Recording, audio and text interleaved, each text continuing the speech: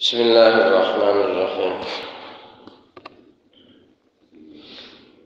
بیت الخلاء کی سنتیں بیان کی جا رہی تھی۔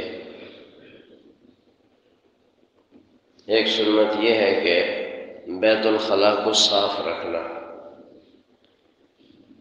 کہ قضاء حاجت کے بعد پانی بہا کے اچھی طرح فلش کو صاف کرنا چاہیے، اپنے عیب دوسروں کے لیے چھوڑ نہ دینا چاہیے، اپنے لیے بھی باعث شرمندگی یہ بات ہے۔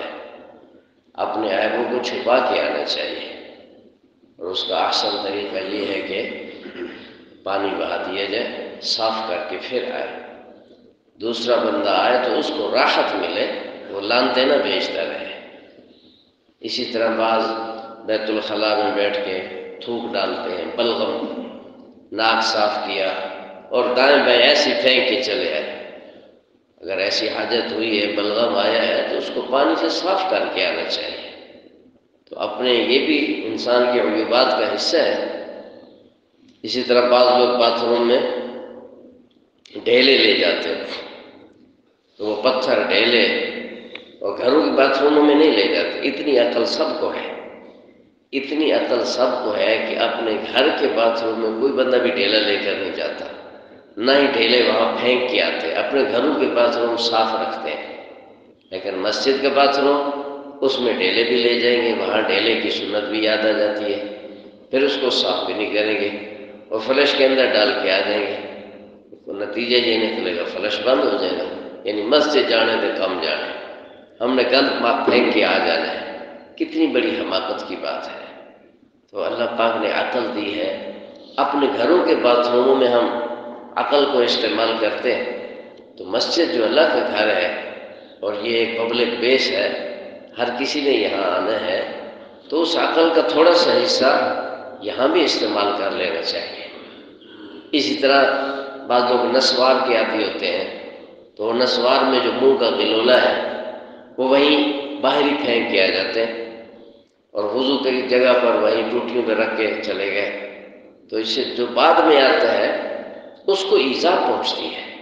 یہ اتنی تکلیف دہ حرکات ہے، یہ کچرا چھوڑ کے آ جانا، بلغم ڈال کے، نسوار کا وہ گلولا چھوڑ کے آ جانا، یہ دوسرے کے لیے اتنا تکلیف دہ ہے جیسے کسی کو گالی دے دو۔ کسی کو گالی دینے سے جتنا اس کو تکلیف ہوتی ہے، اس طرح یہ کچرے پھینک کے اور اس طرح گندا کر کے آ جانا، یہ اس طرح بلکہ اس سے بھی زیادہ تکلیف دہ ہوتی ہے۔ اس لیے اس کو صاف رکھنا چاہیے۔ اگر پہلے ہم گئے، ہم سے پہلے باتھ روم گندا تھا، تو اس کو صاف کر دیا جائے، ثواب ہوگا۔ اس کو صاف کریں اس نیت سے کہ مجھے تو تکلیف ہوئی، اگلے بندے نے مجھے تو تکلیف پہنچائی ہے، لیکن میرے بعد والے کو راحت ملے، میرے بعد والے کو سکون ملے۔ حضرت مفتی شفیع عثمانی رحمۃ اللہ علیہ فرماتے ہیں کہ میں جب باتھ روم میں جاتا ہوں تو وہاں بھی فارغ نہیں بیٹھتا، وہاں بیٹھ کے باتھ روم کا لوٹا دھوتا رہتا ہوں تاکہ بعد والے کو راحت ملے۔ تو دوسرے مسلمان بھائی کو راحت پہنچانے کی فکر ہونی چاہیے، نہ یہ کہ ہماری وجہ سے اس کو ایذا پہنچے۔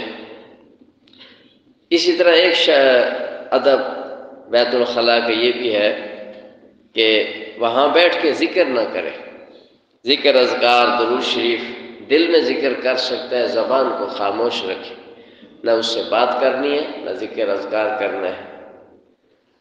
اسی طرح ایک ادب یہ بھی ہے کہ بیت الخلاء میں کھانا پینا بھی منع ہے۔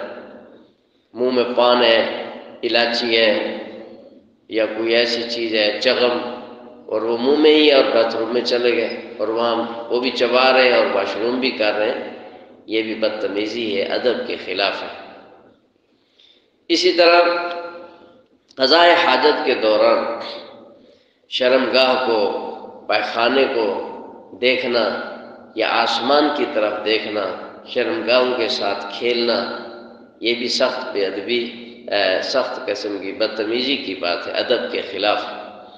سنت عمل یہی ہے کہ کوئی ایک ہے نا، کوئی ضرورت ہے، بیمار ہے یا اس طرح اس کو دیکھنے کی حاجت ہے، وہ تو ایک مجبوری ہے۔ بغیر کسی حاجت کے شرمگاہوں کو، کچرے کو دیکھنا اور یا آسمان کی طرف دیکھنا نہ چاہیے۔ اسی طرح بیت الخلاء کے لیے اکڑو بیٹھ کر، دو پاؤں کے بل بیٹھ کر پیشاب کرنا یہ سنت ہے۔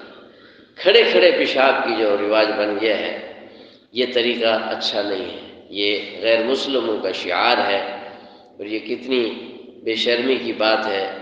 اب اڈوں پر بھی اور کئی سرکاری اداروں پہ کھلے عام اس طرح دیواروں کے ساتھ بوتھ بنے ہوئے، پینٹ کی زپ کھولی اور کھڑے کھڑے پیشاب کر کے پیچھے ہو گئے۔ نہ استنجا ہے، نہ انسانیت ہے، نہ تمیز ہے۔ یہ تو جانوروں والا کام ہے۔ جانور کھڑے کھڑے، وہ جس حالت میں اونٹ جس حالت میں ہوتا ہے وہی کھڑے کھڑے پیشاب کر دیتا ہے۔ تو انسان اور اونٹ میں فرق ہونا چاہیے۔ ہاں کوئی بیمار ہے، عذر ہے، تو وہ پھر کموڈ استعمال کر سکتا ہے مجبوری کی وجہ سے۔ اور ایک بڑا اہم ترین ادب اور سنت یہ ہے کہ چھینٹوں سے بہت بچنا ہے۔ حدیث پاک میں آیا کہ استنزہوا من البول، پیشاب کی چھینٹوں سے بچو، فإن عامۃ عذاب القبر بھی، کہ عام طور پہ قبر کا عذاب پیشاب کی چھینٹوں سے نہ بچنے کی وجہ سے ہوتا ہے۔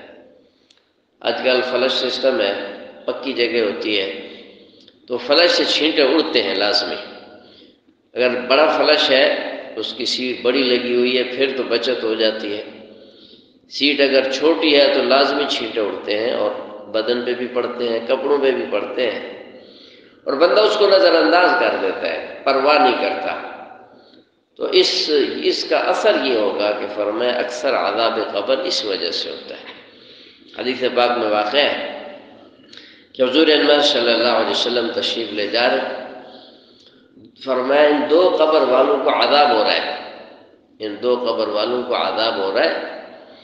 فرمایا وما يعذبان من کبیر، یہ کسی بڑے گناہ کی وجہ سے ان کو عذاب نہیں ہو رہا۔ ایک تو ان میں سے ایسا تھا یمشی بالنمیمہ، کہ یہ چغل خوری کرتا تھا، چغلی، ادھر سے سنی ادھر لگا دی، اس کی سن کے اس کو بتا دی، ادھر سے ادھر، ادھر سے ادھر، دو کو آپس میں لڑا دیا، چغلیاں، شکایتیں لگانا۔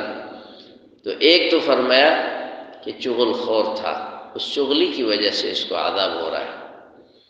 اور جو دوسرا ہے، فرمایا کہ وہ پیشاب کے چھینٹوں سے نہیں بچتا تھا، پیشاب کے چھینٹوں سے، اس لیے چھینٹوں سے بہت بچنا چاہیے۔ کہیں چھینٹا پڑ گیا جسم پہ یا کپڑے پہ تو اس کو فوراً دھو لیا جائے۔ اور ایک ادب اور سنت یہ ہے کہ اگر ممکن ہو تو پہلے ڈھیلا استعمال کرے یا ٹیشو پیپر استعمال کرے، پھر پانی کے ساتھ استنجا کرے، افضل استنجا یہی ہے۔ لیکن وہ ٹیشو پیپر اور ڈھیلا فلش میں نہ ڈالے، علیحدہ ڈبہ وغیرہ کوئی رکھا ہوا ہو اس ڈبے میں ڈالا جائے۔ لیکن ادھر مسجد یا پبلک بیس کے جو باتھ روم ہے وہاں قطعاً ڈھیلا نہیں لے جانا چاہیے۔ آج کل ٹیشو اس کی جگہ پر آ گیا، جیب میں بھی بندہ رکھ سکتا ہے، اور یہ ڈھیلا ہر جگہ ملتا بھی نہیں ہے۔ یہ جو بڑے سخت پتھر ہیں یہ تو فلش کو ہی بند کر دیتے ہیں۔ اس طرح کی سنت کو اپنانا کہ جس سے دوسروں کو تکلیف ہو، ایسی سنت پہ عمل کرنا، اس انداز سے اس پہ عمل کرنا جائز نہیں ہے۔ سنت تکلیف دہ نہیں ہوتی، سنت کو اختیار کرنے کا انداز غلط ہوتا ہے تب دوسروں کو تکلیف ہوتی ہے، ورنہ سنت تو راحت کا ذریعہ ہے۔ تو اس انداز سے سنت پہ عمل کرنا کہ جس سے دوسروں کو تکلیف ہو، اس کی اجازت نہیں ہے۔ ایسے انداز سے تو فرائض کی ادائیگی بھی جائز نہیں ہے۔ فریضہ ادا کرے اور اس سے دوسروں کو تکلیف ہو، اس کی بھی اجازت نہیں ہے، چاہے جائے کہ سنت کے ذریعے تکلیف پہنچائے۔ اور ایک بڑا اہم ادب جس کے لیے خاص طور پہ یہ آج کل یہ موضوع چلا ہے وہ ہے استبراء۔ استبراء کا مطلب یہ ہے کہ پیشاب جب خشک ہو جائے تو مردوں کے ساتھ یہ معاملہ ہے کہ پیشاب ختم ہونے کے بعد قطرہ لازمی آتا ہے، قطرہ اس نے لازمی آنا ہے، کچھ دیر بعد نکلتا ہے، تو اس کا انتظار کرنا، اس کو خارج کر کے استنجا کرنا۔ اگر جلدی میں پیشاب رکتے ہی استنجا کر کے باہر آ گیا تو وضو کے دوران وہ قطرہ نکلے گا، وضو کر کے اٹھتے وقت نکلے گا یا سجدے میں، رکوع میں، جہاں بھی مثانے پہ دباؤ پڑے گا وہ قطرہ نکلتا ہے، قطرہ نکلنے سے وضو بھی ٹوٹ گیا، کپڑا بھی ناپاک ہو گیا۔ اس لیے اس کا انتظار بہت ضروری ہے، اور یہ ہر بندے کے ساتھ، مرد کے ساتھ یہ معاملہ ہوتا ہے۔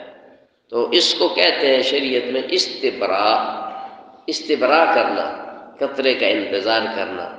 بعض فقہاء کرام نے قطرے کو خارج کرنے کا بھی طریقہ ذکر کیا، کھڑے ہو کر ٹانگوں کو حرکت دے لے، کھانس لے، ناف میں انگلی ڈال کے دبائے اور اسی طرح زور سے کھانسے، ٹانگوں کو حرکت دے اور نیچے ہاتھ رکھ کے اس طرح 2-4 دفعہ جھاڑ دے، تو یہ تدابیر ہیں۔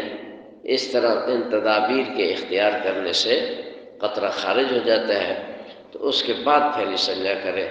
اللہ تعالی ہمیں ہمیں کامل طہارت حاصل کرنے والا بنائے۔